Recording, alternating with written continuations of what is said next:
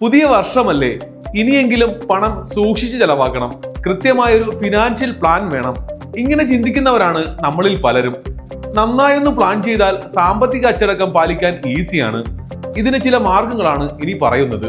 Savings. എല്ലാ മാസവും എത്ര രൂപ വീതം മിച്ചം പിടിക്കാമെന്ന് നേരത്തെ നിശ്ചയിക്കണം.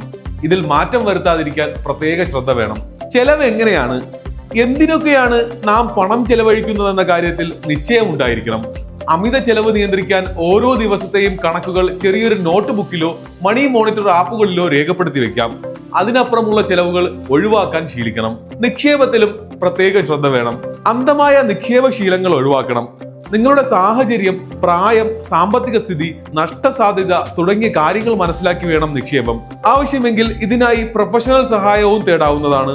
ഇൻഷുറൻസ്. പ്രതീക്ഷിക്കാത്ത സമയത്ത് എന്തെങ്കിലും അസുഖം വന്ന് കുറച്ചു ദിവസം ആശുപത്രിയിൽ കിടന്നാൽ തീരാവുന്നതേയുള്ളൂ ശരാശരിക്കാരന്റെ ജീവിത സമ്പാദ്യം. ഇത് മറികടക്കാൻ ലൈഫ് ഇൻഷുറൻസ്, ഹെൽത്ത് ഇൻഷുറൻസ് എന്നിവ നിർബന്ധമായും എടുത്തിരിക്കണം. സാമ്പത്തിക പരിജ്ഞാനം വേണം.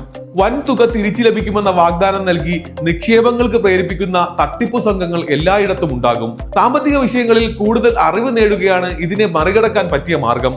ധനകാര്യ മേഖലയിലെ പുത്തൻ അറിവുകൾക്കായി ധനം ഓൺലൈൻ ഉപകരിക്കും. ഇക്കൊല്ലമെങ്കിലും സാമ്പത്തിക അച്ചടക്കം നേടണമെന്ന് ന്യൂ ഇയർ റെസൊല്യൂഷൻ എടുത്തിരിക്കുന്ന സുഹൃത്തിന് കൂടി ഈ വീഡിയോ അയച്ചു കൊടുക്കൂ.